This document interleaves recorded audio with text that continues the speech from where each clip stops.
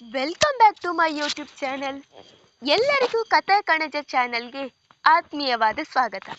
ನಾನಿವತ್ತು ಹೃದಯ ಬಡಿತ ಇದು ನಿಂದೇನ ಕಥೆಯ 6ನೇ ಎಪಿಸೋಡ್ನ ಜೊತೆ ನಿಮ್ಮ ಮುಂದೆ ಬಂದಿದ್ದೇನೆ. ಈ ಕತೆ ನಿಮಗೆ ಇಷ್ಟವಾಗ್ತಿದ್ದಲ್ಲಿ ಅಥವಾ ನೀವಿನ್ನು ಹೊಸದಾಗಿ ನಮ್ಮ ಚಾನೆಲನ್ನು ನೋಡ್ತಾ ಇದ್ದಲ್ಲಿ ತಪ್ಪದೆ ನಮ್ಮ ಚಾನೆಲನ್ನು ಸಬ್ಸ್ಕ್ರೈಬ್ ಮಾಡಿ. ಹಾಗೆ ಕಥೆಯ ಬಗ್ಗೆ ನಿಮ್ಮ ಅನಿಸಿಕೆಗಳನ್ನು ಕಮೆಂಟ್ ಸೆಕ್ಷನ್ನಲ್ಲಿ ತಿಳಿಸಿ. ಜೊತೆಗೆ ಲೈಕ್ ಶೇರ್ ಕೂಡ ಮಾಡಿ. ಸೂರ್ಯ ಮುಳುಗಿ ಅದಾಗಲೇ ಕತ್ತಲು ಆವರಿಸಿತ್ತು. ಸ್ನಾನ ಮಾಡಿ ತಲೆ ಒರೆಸಿಕೊಳ್ಳುತ್ತಾ ಹೊರಗೆ ಬಂದ ಪ್ರಖ್ಯಾತ್ ಪ್ರಾರ್ಥನಾಳನ್ನು ನೋಡಿ, ಹೋಗಿ ಸ್ನಾನ ಮಾಡ್ಕೊಂಡು ಬಾ, ಬಿಸಿ ನೀರು ಕೂಡ ಇದೆ, ತಣ್ಣೀರು ಕೂಡ ಇದೆ. ಆದ್ರೆ ನೀನು ಬಿಸಿ ನೀರೇ ಸ್ನಾನ ಮಾಡು, ಮೊದಲೇ ಜ್ವರ ಅಂತಿದೀಯಾ, ಇನ್ನು ತಣ್ಣೀರಲ್ಲಿ ಸ್ನಾನ ಮಾಡಿ ಥಂಡಿಯಾಗಿ ಜ್ವರ ಜಾಸ್ತಿ ಆಗೋದು ಬೇಡ ಎಂದನು. ಅವನ ಮಾತು ಕೇಳಿ ಸರಿ ಎಂದು ತಲೆ ಆಡಿಸಿ ತನ್ನ ಲಗೇಜ್ನಿಂದ ಬಟ್ಟೆ ಮತ್ತು ಟವಲ್ ತೆಗೆದುಕೊಂಡವಳು ಮತ್ತೆ ಅವನ ಮುಂದೆ ಬಂದು ನಿಲ್ಲುತ್ತಾಳೆ. ತನ್ನೆದುರು ಬಟ್ಟೆ ಸಮೇತ ಹಿಡಿದು ನಿಂತ ಹುಡುಗಿಯನ್ನು ನೋಡಿ, ಏನು ಬಟ್ಟೆ ಸಮೇತ ಹಿಡಿದು ನಿಂತ್ಕೊಂಡಿದ್ದೀಯಾ? ಬಾತ್ರೂಮ್ ನನ್ನ ಪಕ್ಕ ಇಲ್ಲ, ಅಲ್ಲಿದೆ, ಹೋಗಿ ಸ್ನಾನ ಮಾಡು ಎಂದನು. ಅವನ ಮಾತಿಗೆ ತಲೆ ತಗ್ಗಿಸಿದ ಪ್ರಾರ್ಥನಾ, ನೀವು ಬನ್ನಿ ನನ್ನ ಜೊತೆ ಎನ್ನುತ್ತಾಳೆ. ಅವಳ ಮಾತು ಕೇಳಿ ಪೆಚ್ಚಾಗುವ ಪ್ರಖ್ಯಾತ್ ಹುಬ್ಬುಗಳನ್ನು ಸಂಕುಚಿಸಿ ತಕ್ಷಣ ಕುರ್ಚಿಯಿಂದ ಎದ್ದವನು, ನೀನು ಲೂಸ್ ಅಥವಾ ದಡ್ಡಿನ? ಸ್ನಾನ ಮಾಡೋಕೆ ನನ್ನ ಕರಿತಾ ಇದೆಯಲ್ಲ ಬನ್ನಿ ಅಂತ. ಸ್ನಾನ ಮಾಡೋದು ನೀನು, ಅದಕ್ಕೆ ನಾನು ಯಾಕೆ ಬರಬೇಕು? ಹೋಗಿ ಸ್ನಾನ ಮಾಡ್ಕೊಂಡು ಬಾ, ನಾನು ಅಂಥ ಹುಡುಗ ಅಲ್ಲ ಎಂದನು. ಅವನ ಮಾತು ಕೇಳಿ ಗೋಲಿ ಕಣ್ಣುಗಳನ್ನು ಬಿಡುತ್ತಾ, ಅಯ್ಯೋ ನಾನು ಹಾಗೆ ಹೇಳಿಲ್ಲ, ಅದು ನಂಗೆ ಕತ್ಲೆ ಅಂದರೆ ತುಂಬ ಭಯ. ರಾತ್ರಿ ಆದಮೇಲೆ ನಾನು ಎಲ್ಲಿಗೂ ಒಬ್ಬೊಬ್ಬಳೇ ಹೋಗಲ್ಲ, ನನಗೆ ಭಯ ಆಗುತ್ತೆ, ಅದಕ್ಕೆ ನಿಮ್ಮನ್ನು ಕರೆದಿದ್ದು. ನಾನು ಸ್ನಾನ ಮಾಡೋ ತನಕ ಅಲ್ಲೇ ಹೊರಗಡೆ ನಿಂತ್ಕೊಳ್ಳಿ ಅಂತ ಪ್ಲೀಸ್ ಎನ್ನುತ್ತಾಳೆ. ಅವಳ ಮಾತಿಗೆ ಹನಿ ಚಚ್ಚಿಕೊಳ್ಳುವ ಪ್ರಖ್ಯಾತ್, ಸರಿ ನಡಿ ಬರ್ತೀನಿ ಎಂದನು. ಅವಳ ಹಿಂದೆ ಹೋದವನು ಅವಳು ಸ್ನಾನ ಮಾಡಿ ಮುಗಿಸಿ ಬರುವ ತನಕ ಕೂಡ ಅಲ್ಲೇ ಹೊರಗೆ ನಿಂತನು. ಅವಳು ಸ್ನಾನ ಮಾಡಿದ ನಂತರ ಅವಳನ್ನು ತಡೆದು, ಅಲ್ಲ ಕತ್ಲೆ ಅಂದರೆ ಭಯ ಅಂತೀಯಲ್ಲ, ಮತ್ತೆ ನೀನು ಬೆಂಗಳೂರಲ್ಲಿ ಇರಬೇಕಾದ್ರೆ ಸ್ನಾನ ಮಾಡುವಾಗ ಹೊರಗಿಂದ ಯಾರು ಕಾಯ್ತಾ ಇದ್ರು ನಿನ್ನನ್ನು ಎಂದು ಕೇಳುತ್ತಾನೆ. ಅವನ ಮಾತಿಗೆ ನಕ್ಕ ಹುಡುಗಿ, ಯಾರೂ ಇಲ್ಲ, ಯಾಕಂದರೆ ನಾನು ರಾತ್ರಿ ಆಗೋಕ್ಕೂ ಮುಂಚೆನೇ ಬೇಗ ಬೇಗ ಸ್ನಾನ ಮಾಡಿ ಮುಗಿಸ್ತಿದ್ದೆ ಎಂದಳು. ಅವಳ ಮುದ್ದು ಮಾತು ಕೇಳಿ ತುಟಿಯಂಚಲ್ಲಿ ನಕ್ಕನು ಪ್ರಖ್ಯಾತ್. ಹಾಗೆ ಅವನ ನಿಷ್ಕಲ್ಮಶ ನಗುವನ್ನು ನೋಡಿ ಕಳೆದು ಹೋದಳು ಪ್ರಾರ್ಥನಾ. ಬೆಳದಿಂಗಳ ರಾತ್ರಿಯಲ್ಲಿ ಅವಳಿಗೂ ಊಟ ಬಡಿಸಿ ತನಗೂ ಊಟ ಬಡಿಸಿಕೊಂಡು ಬರುವ ಪ್ರಖ್ಯಾತ್ ಅವಳ ಮುಂದೆ ತಟ್ಟೆ ಹಿಡಿದು, ತೆಗು ಊಟ ಮಾಡು, ಪೂರ್ತಿಯಾಗಿ ತಿನ್ನು, ಬೇಕಾದ್ರೆ ಇನ್ನೂ ಸ್ವಲ್ಪ ಹಾಕೊಳ್ಳು, ಆಮೇಲೆ ಟ್ಯಾಬ್ಲೆಟ್ ತಗೋಬೇಕು ಎಂದನು. ಅವನ ಕೈಯಿಂದ ತಟ್ಟೆ ಪಡೆದುಕೊಂಡ ಪ್ರಾರ್ಥನಾ ಬೆರಗು ಕಣ್ಣಿನಿಂದ ಅವನನ್ನೊಮ್ಮೆ ತಟ್ಟೆಯನ್ನೊಮ್ಮೆ ನೋಡುತ್ತಾಳೆ. ಅವಳು ಊಟ ಮಾಡದೆ ತನ್ನನ್ನೊಮ್ಮೆ ತಟ್ಟೆಯನ್ನೊಮ್ಮೆ ನೋಡುವುದನ್ನು ಗಮನಿಸಿದ ಪ್ರಖ್ಯಾತ್, ಏನಾಯ್ತು, ನನ್ನ ಮುಖದಲ್ಲಿ ಏನು ಕೋತಿ ಕುಣಿತಾ ಇದೆಯಾ? ಊಟ ಮಾಡೋದನ್ನು ಬಿಟ್ಟು ನನ್ನ ನೋಡ್ತಾ ಇದ್ದೀಯಾ ಎಂದನು. ಅವನ ಮುಂದೆ ತಟ್ಟೆ ಹಿಡಿದವಳು, ಮತ್ತೆ ಅದು ನೀವಿಷ್ಟೊಂದು ಊಟ ಬಡಿಸಿದ್ರೆ ನಾನು ಹೇಗೆ ಊಟ ಮಾಡಲಿ ಎಂದು ಸಣ್ಣ ಧ್ವನಿಯಿಂದ ಕೇಳಿದ ಹುಡುಗಿಯನ್ನೇ ಒಮ್ಮೆ ದಿಟ್ಟಿಸಿದವನು, ನಿಂಗೆ ಬಾಯಿ ಇದೆ ತಾನೆ, ಮತ್ತೆ ಬಾಯಿಂದನೇ ಊಟ ಮಾಡು ಎನ್ನುತ್ತಾನೆ. ಅವನ ಮಾತಿಗೆ ಅಡ್ಡಡ್ಡ ತಲೆ ಆಡಿಸುವ ಪ್ರಾರ್ಥನಾ, ಅದು ಹಾಗಲ್ಲ, ನಾನು ಇಷ್ಟೊಂದು ತಿನ್ನಲ್ಲ, ನಂಗಿಷ್ಟು ಬೇಡ, ಈ ತಟ್ಟೆಯಲ್ಲಿರೋ ಊಟನ ನಾನು ತಿಂದು ಮುಗಿಸ್ಬೇಕಂದ್ರೆ ಮಿನಿಮಮ್ ಅಂದರೂ 1 ವಾರ ಬೇಕು ಎನ್ನುತ್ತಾಳೆ. ಅವಳ ಮಾತು ಕೇಳಿ ಊಟ ಮಾಡುತ್ತಿದ್ದ ಪ್ರಖ್ಯಾತ್ಗೆ ತಲೆಗೆ ಹತ್ತಿತು. ಕೆಮ್ಮುತ್ತಲೇ ನೀರು ಕುಡಿದವನು ಸುಧಾರಿಸಿಕೊಂಡು, ಏನು ಮಿನಿಮಮ್ ಅಂದರೂ 1 ವಾರನ? ಹಾಗಿದ್ರೆ ನೀನು ದಿನದಲ್ಲಿ ನಾರ್ಮಲ್ ಆಗಿ ಮಿನಿಮಮ್ ಅಂದರೆ ಎಷ್ಟು ಊಟ ಮಾಡ್ತೀಯಾ ಎಂದು ಕೇಳಿದವನಿಗೆ ಹುಡುಗಿಯ ಹಿಂದಿನ ರಹಸ್ಯ ತಿಳಿದಿಲ್ಲ. ಅವಳ ಕರಾಳತೆ ತಿಳಿದಿದ್ದರೆ ಅವನು ಬೆಚ್ಚಿ ಬೀಳುತ್ತಿದ್ದನು. ಅವನ ಮಾತಿಗೆ ಒಂದು ಮುಷ್ಟಿಯಷ್ಟು ಅನ್ನವನ್ನು ಕೈಯಲ್ಲಿ ಹಿಡಿಯುವ ಪ್ರಾರ್ಥನಾ, ನಾನು ದಿನಕ್ಕೆ ಇಷ್ಟೇ ಊಟ ಮಾಡೋದು ಎನ್ನುತ್ತಾಳೆ. ಅವಳ ಮಾತಿಗೆ ಆಶ್ಚರ್ಯ ವ್ಯಕ್ತಪಡಿಸುವ ಹುಡುಗ, ಏನು ಇಷ್ಟೇನಾ? ಇನ್ನು ಹೊಟ್ಟೆಗೆ ಒಂದು ಹಿಡಿಯಷ್ಟು ಅನ್ನ ಸಾಕಾಗುತ್ತಾ?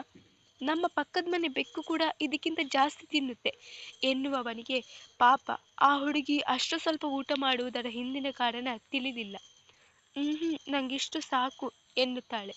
ಪರವಾಗಿಲ್ಲ, ಈಗ ನಿಂಗೆ ಎಷ್ಟು ಆಗುತ್ತೋ ಅಷ್ಟು ಊಟ ಮಾಡು, ಮಿಕ್ಕಿದ್ರೆ ಅದನ್ನು ಆ ಪಕ್ಕದ ಮನೆ ನಾಯಿಗೆ ಹಾಕ್ತೀನಿ, ತಿನ್ನು ಎನ್ನುತ್ತಾನೆ ಪ್ರಖ್ಯಾತ್. ಅವನ ಮಾತಿಗೆ ಮರು ಮಾತಿಲ್ಲದೆ ಊಟ ಮಾಡುತ್ತಾಳೆ ಪ್ರಾರ್ಥನಾ. ಅವಳು ಬೆಕ್ಕಿನ ಮರಿಯ ಹಾಗೆ ಸ್ವಲ್ಪ ಸ್ವಲ್ಪವೇ ತಿನ್ನುವುದನ್ನು ಕಂಡು ಇನ್ನಷ್ಟು ಪೆಚ್ಚಾಗಿತ್ತು ಅವನಿಗೆ. ನಿಂಗೇನು ಕೈ ನೋವಾ? ಮತ್ತೆ ಕೈ ಏನಾದರೂ ಉಳುಕಿದ್ಯಾ? ಇಲ್ಲ. ಮತ್ತ್ಯಾಕೆ ಒಳ್ಳೆ ಕೈ ಮುರಿದಿರೋರ ಥರ ಊಟ ಮಾಡ್ತಿದ್ದೀಯಾ? ಒಳ್ಳೆ ಕೋಳಿ ಮರಿ ತಿನ್ನೋ ಹಾಗೆ ತಿಂತಾ ಇದೆಯಾ ನನಗೆ ನೀನು ತಿಂತ ಇರೋದನ್ನು ನೋಡಿದರೆ ಸಂಟ ಆಗ್ತಿದೆ. ನಿನ್ನ ಗಂಟಲಲ್ಲಿ ಅನ್ನ ಇಳಿಯುತ್ತೆ ತಾನೆ, ಮತ್ತೆ ನೆಟ್ಟಗೆ ತಿನ್ನು, ಅದನ್ನು ಹೇಳಿಕೊಡ್ಬೇಕಾ ಎಂದು ಗದರುತ್ತಾನೆ. ಅವನ ಗದರುವಿಕೆಗೆ ಒಮ್ಮೆಲೆ ಅನ್ನವನ್ನು ಬಾಯೊಳಗೆ ತುರುಕುವ ಪ್ರಾರ್ಥನೆಗಳ ನೆತ್ತಿಗೆ ಹತ್ತಿ ಬಿಟ್ಟಿತ್ತು. ಉಸಿರಾಡಲು ಕಷ್ಟಪಡುತ್ತಿರುವವಳನ್ನು ನೋಡಿ ಮತ್ತೆ ತಲೆ ಚಚ್ಚಿಕೊಳ್ಳುವ ಪ್ರಖ್ಯಾತ, ಇದೊಂದು ಗುಳ್ಳು, ಅದೆಲ್ಲಿಂದ ತಗಲಾಕೊಂಡ್ಯೋ ನನಗೆ ನೀನು ಎನ್ನುತ್ತಲೇ ಅವಳಿಗೆ ನೀರು ಕುಡಿಸುತ್ತಾನೆ. ಊಟ ಆದ ನಂತರ ತಾನೇ ಬಿಸಿ ನೀರು ತಂದು ಕೊಡುವವನು ಅವಳ ಬಳಿ ಕೂತು, ಆಗ ತಂದುಕೊಟ್ಟ ಮೆಡಿಸಿನ್ ಎಲ್ಲಿ, ಹೋಗಿ ತೆಗೊಂಡ್ಬಾ ಎಂದನು. ಅವನ ಮಾತಿಗೆ ತನ್ನ ಕೈಯಲ್ಲಿಯೇ ಮೆಡಿಸಿನ್ಗಳನ್ನು ಹಿಡಿದುಕೊಂಡಿರುವ ಪ್ರಾರ್ಥನಾ ತೋರಿಸಿದಳು. ಸರಿ, ತೆಗೋ ನೀರು, ಟ್ಯಾಬ್ಲೆಟ್ ತಿನ್ನು ಎಂದು ಹೇಳಿ ಅವಳ ಕೈಗೆ ನೀರಿನ ಲೋಟ ಕೊಟ್ಟನು. ಆದರೆ ಈ ಹುಡುಗಿಯೋ ಅವನು ಕೊಟ್ಟ ನೀರನ್ನು ಒಂದು ಕೈಯಲ್ಲಿ ಹಿಡಿದು ಮತ್ತೊಂದು ಕೈಯಲ್ಲಿ ಟ್ಯಾಬ್ಲೆಟ್ ಹಿಡಿದು ತಿನ್ನಲೋ ಬೇಡವೋ ಎಂದು ಮೀನಾಮೇಷ ಎನಿಸುತ್ತಿದ್ದಳು. ಅವಳು ಮಾತ್ರ ತಿನ್ನುವ ಯೋಚನೆ ಅಥವಾ ಸೂಚನೆ ಇಲ್ಲದೆ ಹೋದಾಗ ಪ್ರಖ್ಯಾತ್, ಏನ್ ಜಪ ಮಾಡ್ತಾ ಇದ್ದೀಯಾ ಕೈಯಲ್ಲಿ ಮಾತ್ರೆ ಹಿಡ್ಕೊಂಡು? ರುದ್ರಾಕ್ಷಿ ಮಾಲೆ ಅಥವಾ ಜಪಮಾಲೆ ಏನಾದರೂ ತರಬೇಕಾ ಗಡುಸಾಗಿ ಕೇಳಿದನು. ಅದಕ್ಕೆ ಮುಖ ಒಗಡೊಗಡಾಗಿ ಮಾಡುವ ಪ್ರಾರ್ಥನಾ, ಅದು ನಾನು ಸಣ್ಣವಳಿಂದನೂ ಮಾತ್ರೆ ತಿನ್ನೋದ್ರಲ್ಲಿ ಹಿಂದೆ. ಮಾತ್ರೆ ಕಹಿ ಇರುತ್ತಲ್ವಾ, ಅದಕ್ಕೆ ಒಂಥರ ಆಗುತ್ತೆ ಎಂದು ಪುಟ್ಟ ಮಕ್ಕಳ ಹಾಗೆ ಮುದ್ದಾಗಿ ಹೇಳಿದಳು. ಅದು ಮಾತ್ರೆ, ನೀನು ತಿನ್ನು ಚಾಕ್ಲೇಟ್ ಅಲ್ಲ, ಅದಕ್ಕೆ ಕಹಿ ಆಗಿರುತ್ತೆ. ಮತ್ತೆ ಮಾತ್ರೆ ಕಹಿ ಆಗಿರದೆ ಏನು ಸಿಹಿಯಾಗಿ ಇರುತ್ತೆ, ಸುಮ್ಮನೆ ತಿನ್ನು ಎನ್ನುತ್ತಾನೆ. ಅವನ ಗಡಸು ಮಾತು, ಗದರುವ ಸ್ವರ ಕೇಳಿ ಭಯದಿಂದ ಕಂಪಿಸುವ ಹುಡುಗಿ ಒಮ್ಮೆಲೆ ಅವಸರದಿಂದ ಮಾತ್ರೆಯನ್ನು ಗಂಟಲೊಳಗೆ ಹಾಕಿ ಕಣ್ಣು ಮುಚ್ಚಿ ನೀರು ಕುಡಿದಳು. ನೀರು ಕುಡಿಯೋ ರಭಸಕ್ಕೆ ಮೈ ಮೇಲೆಲ್ಲ ಚೆಲ್ಲಿಕೊಂಡೇ ಬಿಟ್ಟಳು. ಅವಳ ಅವಸ್ಥೆ ನೋಡಿ ಮತ್ತೆ ಪ್ರಖ್ಯಾತ್ಗೆ ಒಳಗೊಳಗೆ ನಗು. ಆದರೂ ನಗುವನ್ನು ಅವಳೆದುರಿಗೆ ತೋರಿಸಿಕೊಳ್ಳದೆ ತುಟಿಯಂಚಿನಲ್ಲಿ ಬಂಧಿಸುವ ಪ್ರಯತ್ನ ಮಾಡಿ, ಸರಿ, ಈಗ ಹೋಗಿ ಮಲ್ಕೊ ಎಂದು ಹೇಳಿ ತಾನು ತನ್ನ ಮಂಚದ ಹತ್ತಿರ ಹೋಗಿ, ನೋಡು, ಈ ಫಿಲ್ಮ್ನಲ್ಲೆಲ್ಲ ತೋರಿಸ್ತಾರಲ್ಲ, ಈ ಹೀರೋಯಿನ್ಗಳ ಮುಂದೆ ತಾವು ಒಳ್ಳೆಯವರಾಗಕ್ಕೆ ನೀವು ಬೆಡ್ ಮೇಲೆ ಮಲ್ಕೊಳ್ಳಿ, ನಾನು ನೆಲದ ಮೇಲೆಗೆ ಮಲ್ಕೊಳ್ತೀನಿ ಅಂತಾರಲ್ಲ ಹೀರೋಗಳು, ಆ ಸಿನಿಮಾದ ಹೀರೋಗಳಷ್ಟು ಒಳ್ಳೆ ಮನಸ್ಸಿನ ಹುಡುಗಂತೂ ನಾನಲ್ಲ, ಅಷ್ಟೊಂದು ಉದಾರ ಮನಸ್ಸು ಕೂಡ ನಂದಲ್ಲ. ಸೊ ನೀನು ಅಲ್ಲೇ ಎಲ್ಲಾದರೂ ಸೋಫಾದಲ್ಲಿ ಮಲ್ಕೋ, ನಾನು ಬೆಡ್ ಮೇಲೆ ಮಲ್ಕೋತೀನಿ, ಗುಡ್ ನೈಟ್ ಎಂದು ಹೇಳಿ ಮಂಚದ ಮೇಲೆ ಅಂಗಾತವಾಗಿ ಬಿದ್ದುಕೊಂಡವನು ಮುಖದ ಪೂರ್ತಿ ಬೆಡ್ಶೀಟ್ ಹೊದ್ದುಕೊಳ್ಳುತ್ತಾನೆ. ಅವನು ಮಲಗಿದ ಮೇಲೆ ಸೊಂಟದ ಮೇಲೆ ಕೈಯಿಟ್ಟುಕೊಂಡ ಹುಡುಗಿ, ಗೂಬೆ ಮುಂಡೆದು ಅದೆಷ್ಟು ಬೈಯುತ್ತೆ. ಇವನಮ್ಮ ಬಹುಶಃ ಪ್ರೆಗ್ನೆನ್ಸಿ ಟೈಮ್ನಲ್ಲಿ ಬರೀ ಹಸಿಮೆಣಸಿನಕಾಯೇ ತಿಂದಿದ್ದಾರೆ ಅನ್ಸುತ್ತೆ, ಅದಕ್ಕೆ ಈ ಶುಂಠಿ ಶಂಕರ ಯಾವಾಗಲೂ ಉರಿ ಉರಿ ಅಂತ ಇರೋದು. ಅಬ್ಬ, ಅವನ ವಾಯ್ಸ್ ಕೇಳಿದ್ರೇ ನಾನು ಬೆಚ್ಚಿ ಬೀಳ್ತೀನಿ, ಒಳ್ಳೆ ಹತ್ರನೇ ಬಾಂಬ್ ಸಿಡಿದ ಹಾಗಾಗುತ್ತೆ. ಆವಾಗದಿಂದ ಅದೆಷ್ಟು ಬೈದ ನನಗೆ ಡಬ್ಬ ನನ್ನ ಮಗ, ಒಳ್ಳೆ ಹಿಟ್ಲರ್ ಸವಾಸ ಆಯಿತು.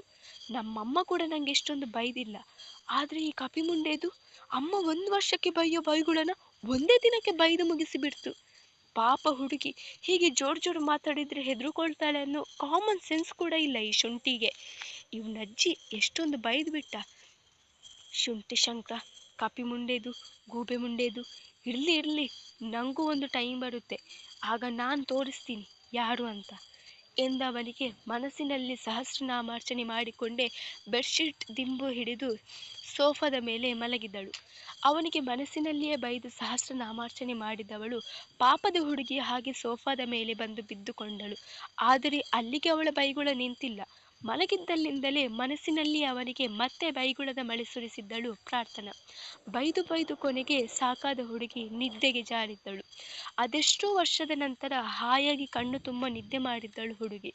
ಅವಳಿಗೆ ನಿದ್ದೆ ಬಂದ ಸುಮಾರು ಹೊತ್ತಿನ ಬಳಿಕ ಎದ್ದಿದ್ದನು ಪ್ರಖ್ಯಾತ್. ಅವನು ಏಳುವುದಕ್ಕೂ ಇವಳು ಉರುಳು ಸೇವೆ ಮಾಡುತ್ತಾ ಕೆಳಗೆ ಬೀಳುವುದಕ್ಕೂ ಸರಿಯಾಗಿತ್ತು. ತಕ್ಷಣ ಕೆಳಗೆ ಬೀಳುತ್ತಿದ್ದ ಹುಡುಗಿಯನ್ನು ತೋಳಲ್ಲಿ ಎತ್ತಿಕೊಂಡಿದ್ದನು. ಅವನ ಸ್ಪರ್ಶಕ್ಕೆ ತಕ್ಷಣ ಎಚ್ಚರಗೊಂಡ ಹುಡುಗಿ ತಾನು ಅವನ ತೋಳಿನಲ್ಲಿ ಇರುವುದನ್ನು ಕಂಡು ಬೆಚ್ಚಿ ಕಣ್ಣನ್ನು ಪಿಳಿಪಿಳಿ ಮಾಡುತ್ತಾ ಹಿಂದೆ ಸರಿದು, ನಾನು ನಿಮ್ಮ ತೋಳಲ್ಲಿ ಹೇಗೆ ಬಂದೆ, ನಾನಿಲ್ಲಿ ಮಲಗಿದ್ನಾ, ನೀವ್ಯಾವಾಗ ನನ್ನ ಎತ್ಕೊಂಡ್ರಿ ಎಂದು ಕೇಳಿದರೆ, ನೀನು ಯಾವಾಗ ಸೋಫಾ ಮೇಲೆ ಉರುಳು ಸೇವೆ ಮಾಡಿ ಕೆಳಗಡೆ ಬಿದ್ದು ಹಣ್ಣುಗಾಯಿ ನೀರುಗಾಯಿ ಆಗೋಕೆ ರೆಡಿಯಾಗಿದ್ಯೋ ಆವಾಗಲೇ ನಾನು ಬಂದು ನಿನ್ನನ್ನು ಹಿಡ್ಕೊಂಡೆ ಎನ್ನುತ್ತಾನೆ ಪ್ರಖ್ಯಾತ್. ಹುಡುಗಿ ಪಿಳಿಪಿಳಿಗಣ್ಣು ಬಿಡುತ್ತಾ ಅವನನ್ನೇ ನೋಡತೊಡಗಿದಳು. ಮುಂದುವರಿಯುವುದು.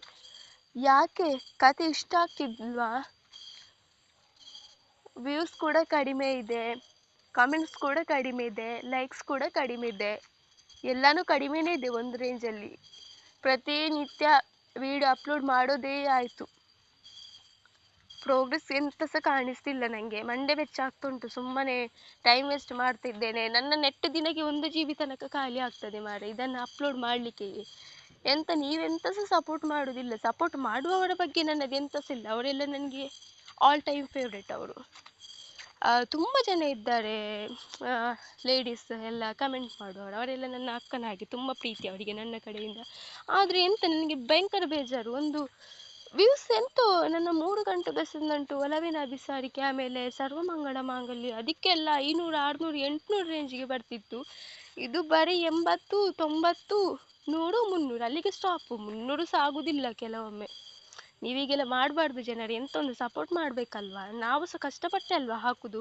ನನ್ನಮ್ಮ ನಾಯಿಗೆ ಬೈದಾಗೆ ಬೈತಾರೆ, ಎಂತ ನಿಂದು ಯಾವಾಗ ನೋಡಿದ್ರು ಸಹ ಫೋನ್ ಇಟ್ಕೊಂಡು ಕೂತಿರ್ತೀಯ ಅಂತ. ನನಗೆ ಇದಕ್ಕೆ ಎಡಿಟಿಂಗ್ಗೆ ನೋಡಿ, ಇಲ್ಲಿ ಬ್ಯಾಕ್ಗ್ರೌಂಡಲ್ಲಿ ಸ್ಕೈ ಬ್ಲೂ ಕಲರ್ ಇದು ಹಾಕಿದ್ದೀನಿ, ಅದನ್ನು ಬೋಲ್ಡ್ ಮಾಡಿ ಬ್ಲ್ಯಾಕ್ ಕಲರ್ ಹಾಕಿದ್ದೇನೆ. ಅದನ್ನು ವಾಯ್ಸ್ ಬೇರೆ ಕೊಡಬೇಕು, ಅದನ್ನು ಬರಿಬೇಕು ಬೇರೆ, ಅದನ್ನು ಎಡಿಟಿಂಗ್ ಬೇರೆ ಮಾಡಬೇಕು, ಕಟ್ ಮಾಡಬೇಕು, ಎಲ್ಲ ಅಟ್ಯಾಚ್ ಮಾಡಬೇಕು. ಎಷ್ಟು ಕಷ್ಟ ಉಂಟು. ನೆಟ್ ಸಹ ಖಾಲಿ ಆಗ್ತದೆ. ಎಂತ ಇಷ್ಟೆಲ್ಲ ಕಷ್ಟಪಡುವಾಗ ಒಂದು ಸಪೋರ್ಟ್ ಮಾಡಿ ಮಾರೆ ನೀವು.